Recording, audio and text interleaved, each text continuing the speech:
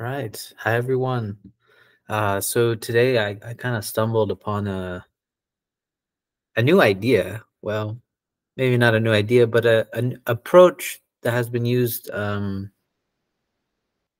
for psychoanalysis. And I was thinking that if I just broaden this approach to counteract what we might call optimization culture, this is why I'm titling this presentation Destroying Optimization, and what does that look like? So I'm going to first begin with um, what Jacqueline Millar kind of quotes here. I believe it's in like the analytic banquet text. So this quote here is Millar talking about how Lacan is trying to apply this almost Socratic idea of I know nothing, but then he's placing it on Freud's advice. And so, in some sense, it's not this idea that you know nothing, but more about encountering each case, at least from the analyst position, each case as new. Um, and then the last part of the quote, and this will be kind of like the last, I don't really like quoting a lot, but I felt like this was necessary in this case. This idea of counteracting the accumulation of experience. And so Freud, per Millar, wants the analytic experience to be new. And then so how, this, I mean, this bodes well nicely, of course, for perhaps for psychoanalysis and Lacanian thinking. But I got the idea of how could we apply it? How could we apply something like this when we're not analysts, we're not involved, we're just regular people, so to speak. And then, we're in this culture of efficiency and optimization. So I started thinking about what could this look like? And then so just to kind of talk about this idea of optimization, I think optimization is a very much a certain form of pragmatism. You could say that optimization kind of assumes an accumulation of experience, and by accumulation of experience, we also mean an accumulation of knowledge. And because it's more practical to use your experience in any given situation, or use people that are more experienced in any given situation,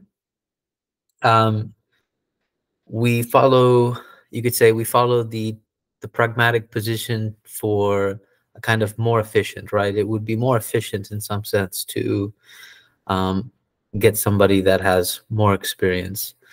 Now, just to clarify, I'm not saying that we should never be pragmatic, but there is something kind of wrong when we just have only a pragmatic position, when we only want to focus on something like efficiency or optimization.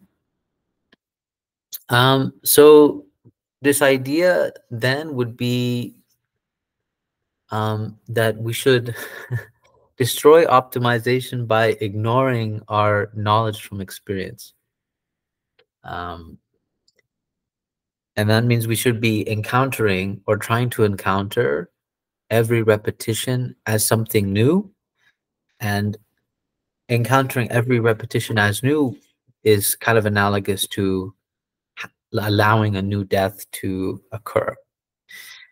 I want to spend some time talking about this specifically because we can get into this trap with optimization and efficiency where we'll finally reach some kind of end. And of course, optimization culture is always predicated on the accumulation of knowledge. Of course, repetition kind of gives you new knowledge, but I guess the question that would bring forth is, when should we ignore uh, our experiences, in some sense, even ignore knowledge, because they're very much tied to each other in this case, to allow something to be encountered as new versus I know. Um, so, in a weird way, you could almost say that if we have a negative pragmatics first, um, we can have now we could probably have from there a genuine uh, pragmatism, because I think what might need to happen is, because a pragmatic position is probably wanting to go with what is the most practical in this sense. The danger would be to already come with knowing what is more practical to do. So that means that we sort of encounter the situation as new, without sort of ignoring our knowledge as such. And of course, I think the real challenge is really, what does that look like? Um, I can continue to play with my example about me wanting to be a short form, a long form writer versus a short form writer.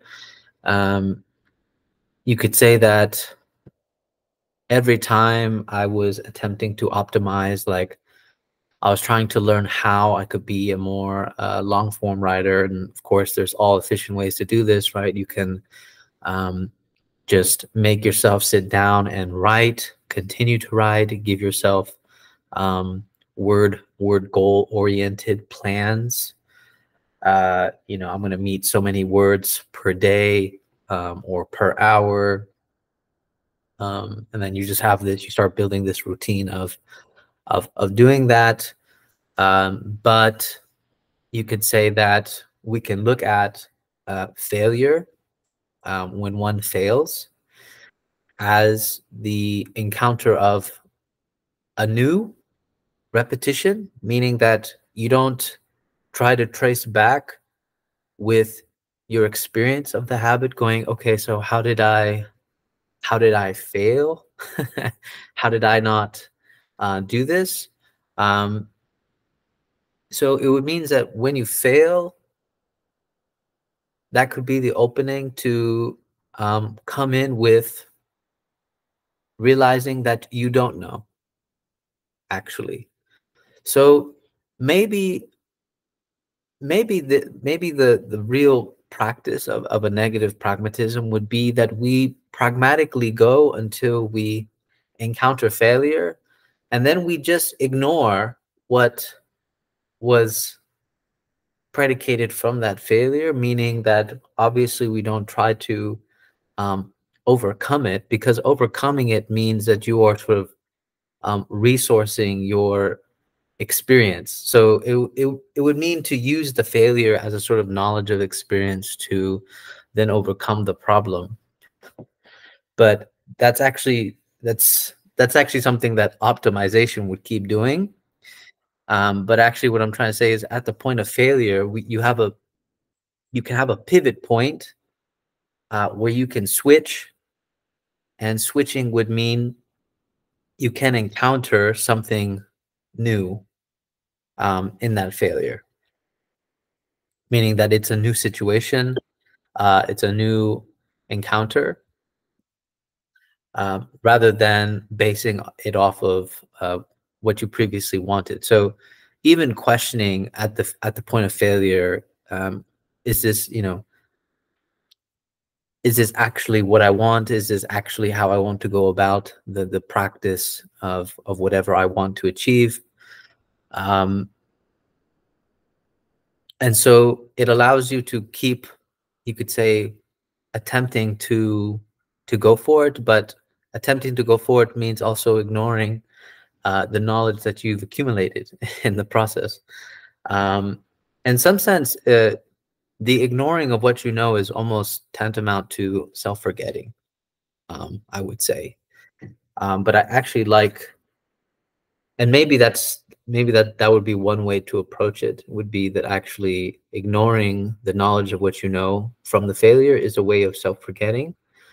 And so that means going back to my more, my example of writing would be, when I encounter failure, meaning that when I realize that I'm failing to keep up with the regiment, um, instead I just I just keep writing, not really caring about whether I'm achieving something or not, because achieving something or not is already predicated on a kind of knowing, accumulation of experience and knowledge about how you are achieving that. It's a sort of reflection and assessment, internal assessment of how you're progressing upon that goal. But if I just encounter writing as a new death every single time, there is no sense of optimization, I would say, maybe. Mainly because we can keep allowing the failure to happen. Let me see. I think there was another one, that another part of my no. Let me see if okay, right here. Let me share this part. Okay, let's share this last part. Okay, so this last part, I don't know why it always cuts off my my last screen on my last slide. But anyways, so something like habits of death would be approaching a practice as if every repetition is new. I kind of like this idea. Of course, there's a lot more thinking to be done with this idea. But I like it because we don't have to practice something like an awareness of lack. I'm almost thinking that the optimization point, let me rephrase this. So I think this idea could possibly be optimized, mainly because somebody would be like, okay, let me start off my practice as if it's new, right?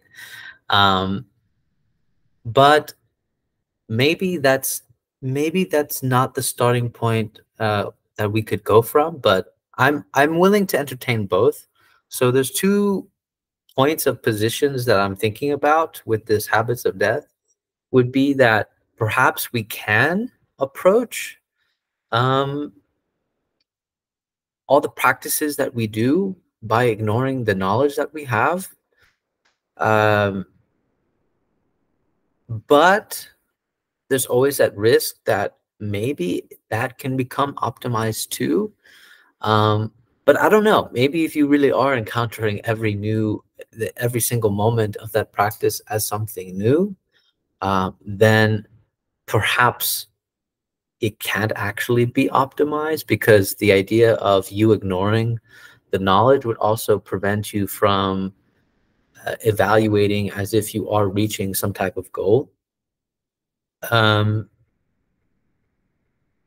and then the other part, the other thing, which I also think is a very interesting point in the process, where instead we don't even interfere with our our own pragmatism, basically, but instead we allow our pragmatism to fail, and then at that point of failure we pivot. And pivot would mean that instead instead of trying to overcome the failure, we allow the failure to be a new repetition, as to be a repetition of a new encounter with the practice itself or with the situation itself.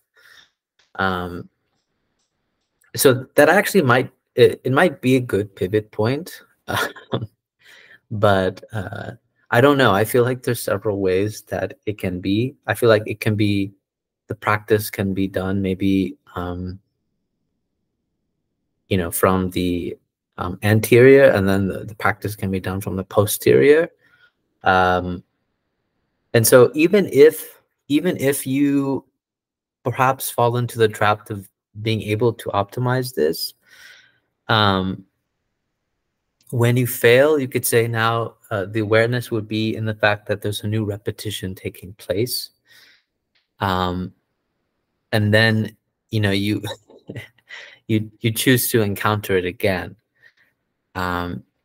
So if I don't meet my word goal, right, so to speak, the next day I write, but in this case, I take the failure seriously in terms of now I'm not even, basically now I'm not even trying to become a long form writer. Now I'm just trying to reach the next failure, basically, versus cultivating how to overcome the failure. And trying to overcome the failure obviously is again, like I said, using the accumulation of knowledge, but perhaps it would be repeating always till you get another failure, to keep repeating until another failure, and see, perhaps see how far you can go with that, versus actually seeing what happens or whatever. But yeah, so it would actually be kind of like de-optimization, and because optimization obviously assumes that you'll reach some point of success or achievement. But instead it would just be refocusing the practice on failure. It would be every time you do this action and then fail, you just take note that maybe that failure now is the beginning of a new repetition. I write again, I fail, I can't, I failed the word count again. The next day I keep writing until I fail, meaning that I write until I stop writing. And then so instead I look for the failure instead of looking for overcoming it. And so and then of course the practice of ignoring what in some sense kind of also negates the failure, because failure, you could say, is also predicated on the knowing that you're doing this, and you're sort of evaluating based on your experience of whether you're doing it well or bad. But I don't know. There's still a lot to think about this more. But I do think it's an interesting position to have, where instead of being aware of lack, because I think obviously that's, you fall into an ironic position, but if we instead if we look at it phenomenologically, from the point of failure, that's the part of the new repetition that would be a new death. It would be the signifier of a new death, basically, and a new encounter with the situation, versus looking at it as the same situation that you're trying to constantly overcome. So I do think it's interesting. And so again, instead of looking for successes and achievements of what you're doing, you're just You're basically just going, you're going and going until fail. And then you go, go, go, go, fail. And then you go, go, go, go, fail. So basically you're just trying to reach failure every single time versus trying to necessarily overcome that failure. So the fixation instead is rather on failure rather than overcoming it or success as such, or a kind of way of efficiency. But yeah. So, anyways, that's really the end of my talk.